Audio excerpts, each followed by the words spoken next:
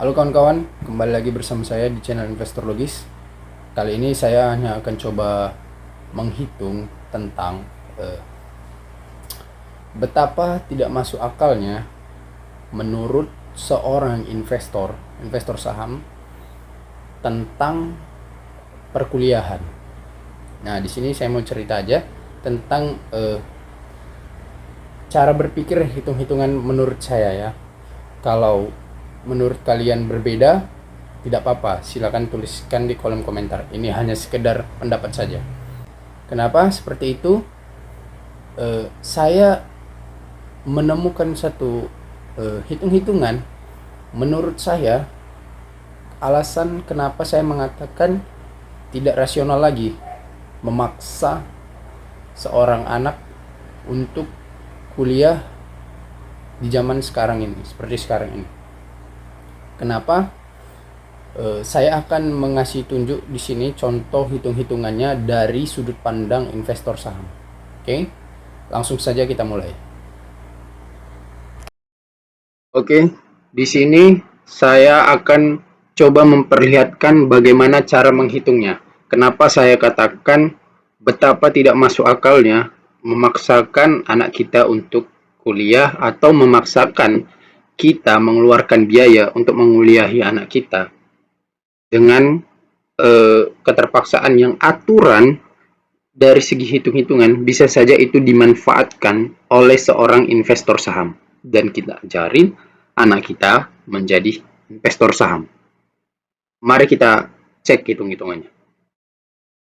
Di sini saya asumsikan bahwasanya kita akan berinvestasi di saham BBCA, saham di mana di seluruh orang Indonesia investor saham menganggap bahwasanya saham inilah yang terbaik dari seluruh emiten yang ada di bursa efek. Nah, dari segi sudut pandang pemula yang tanpa perlu banyak berpikir, tinggal cemplungin aja uangnya, udah tinggal tunggu dalam jangka panjang.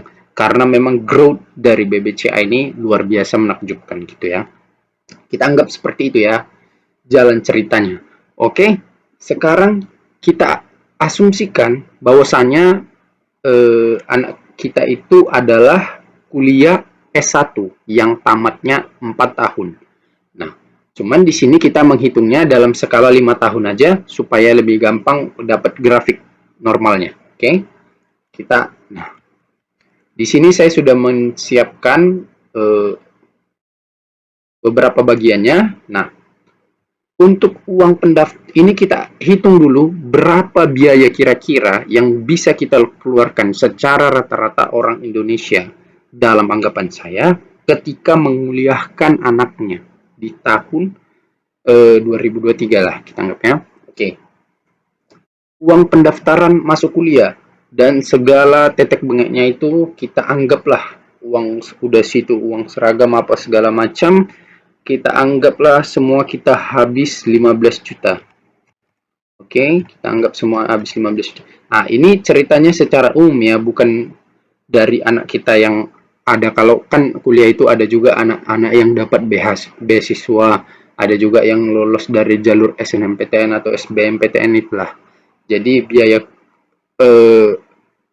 kampusnya, biaya kuliahnya tidak terlalu besar, dipotong dengan segala macam pertimbangan lah oleh pihak kampus. Nah, ini saya hitung secara rata-rata umumnya aja ya. Oke. Uang pendaftaran masuk kuliah dan segala titik bengeknya itu kita asumsikan kita habis 15 juta sebagai orang tua. Oke. 15 juta ya. Terus kita harus membayar uang per semester. Nah, di tiap-tiap kampus di seluruh Indonesia ini kan berbeda uang per semesternya berapa. Namun saya di sini mengambil rata-rata saja. Misalnya kita ibaratkan uang per semester itu kita habis misalnya kita buat saja ini entah kuliah swasta atau negeri ya. Kita anggap saja uang per semester itu 8 juta. Oke. Dikali 8 juta lah uang per semester kan. Nah, asumsi tamat kuliah normal S1 selama 4 tahun. Oke.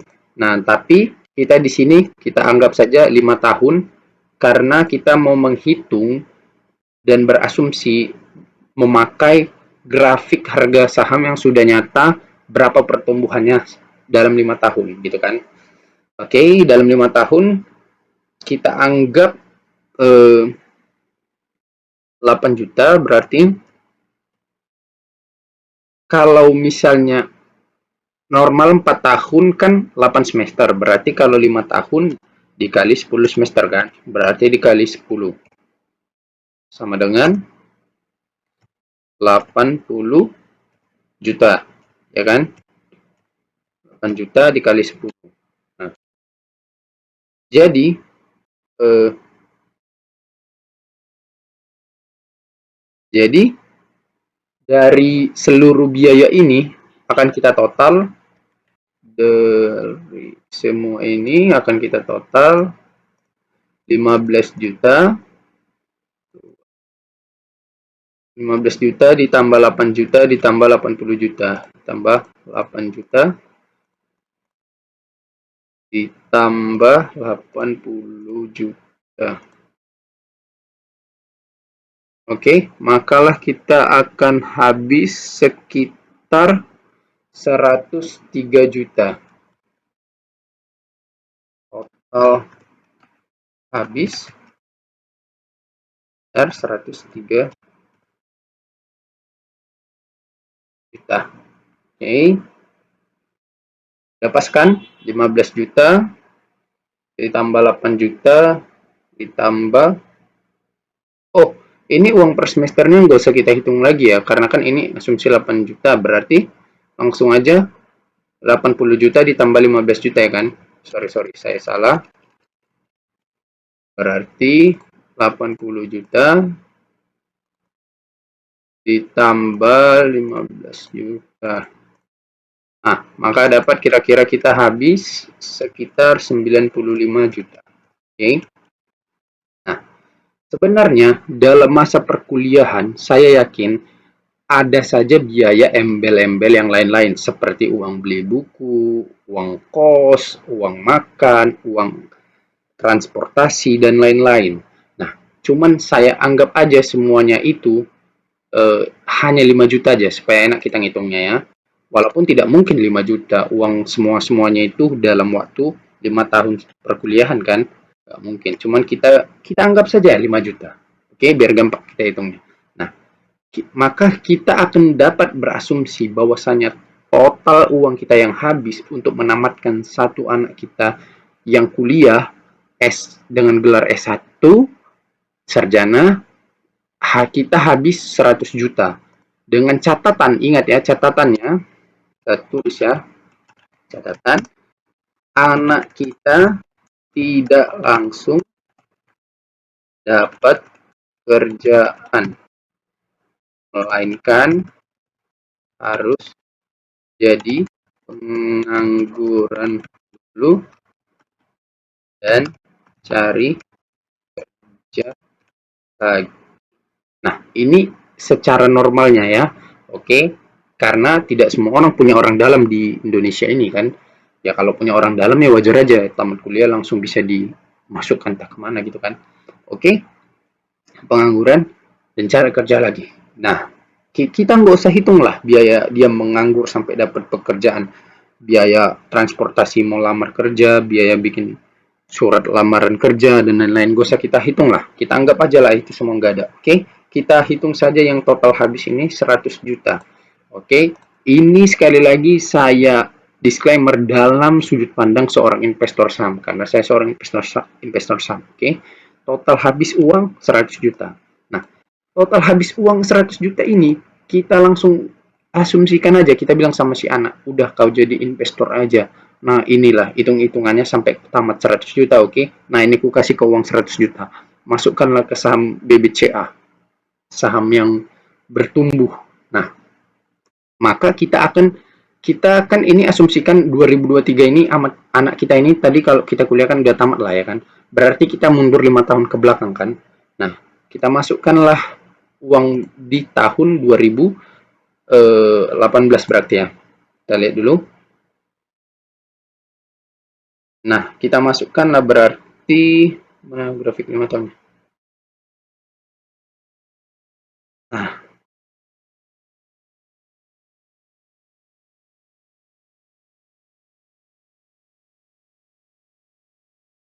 Nah, berarti kita masukkanlah uang anak kita itu di 2018-an ya. Oh, sebentar pakai ini aja. Nah, jadi kita masukkanlah uang anak kita itu di dalam 5 tahun mundur ke belakang itu di tanggal 31 Agustus 2018, oke? Okay? Maka anak kita akan membeli saham BBCA di harga 4.960 di 31 Agustus 2018. Ini kan harganya asumsi karena sudah di stock split kan, tapi sama aja kalau kita kalikan sama stock splitnya berapa dipecah sahamnya kan. Nah, kita anggap aja di 4.960. Oke, okay? Dibeli, disorong 100 juta, tep, ya kan, ke saham BBCA. Nah, ternyata pada saat 2003 pada saat kita asumsikan 2023 ini anak kita tamat ini, perbedaannya kalau misalnya anak yang kuliah kan dia tamat harus sabar cari kerjaan lagi kan. Sementara uang orang tuanya sudah habis 100 juta kan menguliahkan dia sampai tamat selama 5 tahun. Nah, kalau dia masukkan ke saham BBCA hari ini tanggal 31 Agustus 2023 pukul 14.55 ini, maka dia akan menerima kenaikan sebesar 84,48% ya kan. Berarti uangnya tumbuh 84,48% dalam 5 tahun yang 100 juta tadi kan. Oke, logis ya. Oke, kita hitung. 100 juta, 123 dikali 84, berapa? Ya kita, sebentar, 84,48% ya. Kita anggap saja komanya nggak ada. 84% aja, biar hitungnya gampang. Oke, artinya uang anak kita akan tumbuh 84 juta. Oke, ditambah modal yang 100 juta, artinya jika kita jual ini semua seluruh saham kita ya, kita jual, kita ambil, kita nikmati berapa uang kita, maka uang kita sudah tumbuh kan. Dari modal kita 100 juta ikut pertumbuhan 84 juta, jadi uang kita 184 juta, kan gitu. 184 juta. Oke, kita catat dulu sini pertumbuhan kita dalam 5 tahun di saham BBCA. Oke, 100 juta, jadi 100 juta jadi 100 juta jadi 184 juta. Oke. Nah, bertumbuh 84% kan jadi 184 juta. Jangan lupa satu hal, bahwasanya BBCA ini rutin membagi dividen. Nah, jadi kita harus hitung juga pertumbuhan yang kita dapat dari dividen kita setiap tahun. Oke, kita cek berapa dividennya. Nah, di sini kan dividen yieldnya 2,24% dicatat di tahun 2023 ini kan. Nah, kita lihat dulu dividen BBCA. Nah, BBCA ini rutin membagikan dividen dalam satu tahun itu 2 kali. Artinya tadi 2,24% baru yang Maret 2023 ini. Nah, artinya kalau 2 kali berarti kita kalikan 2 kan.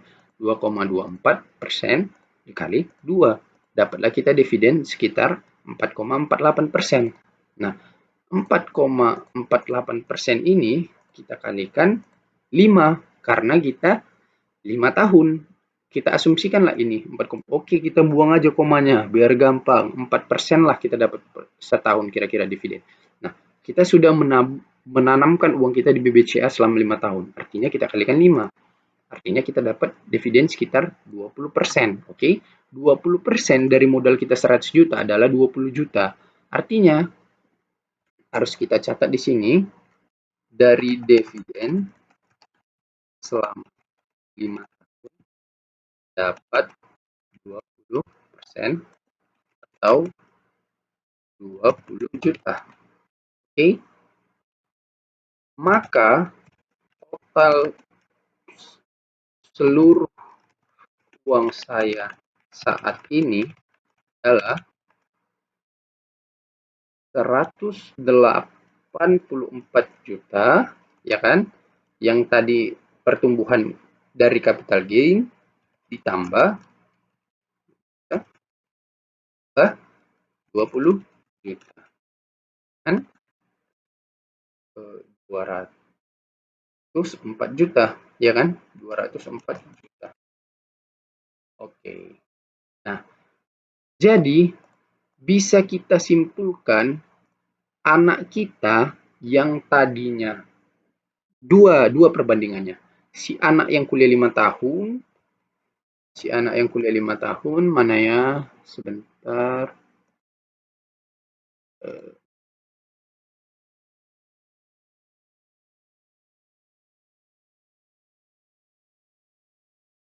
Si anak yang kuliah 5 tahun telah lulus tapi non job, tidak ada kerjaan. Cari kerja, uang sudah habis 100 juta. Dibandingkan dengan satu anak yang dikasih modal langsung, nah ini 100 juta, inilah perhitungan uang. Kalau kau sampai tamat kuliah, kau tabung jadi investor saham aja, kau tabung aja, masukkan aja uangmu di saham BBCA sambil dalam 5 tahun itu kau belajar tentang saham. Oke, kau dalami tentang saham, itu 100 juta itu kau masukkan aja. Nah, 100 juta itu ketika dalam 5 tahun dia sudah selesai belajar, uangnya tinggal dia tarik dan dia menikmati keuntungan 104 juta. 100% dia menikmati keuntungan. Karena 100% lebih. Karena uangnya dari 100 juta sudah tumbuh jadi 204 juta. Artinya dalam 5 tahun kalau kita bagikan 100, rata-rata kenaikan uangnya itu ikut dividen dia terima sebesar 20%. Begitu, uangnya jadi 204 juta. Jadi kita lihat perbedaannya. Satu anak yang tamat S1 kuliah, kekayaannya sama dengan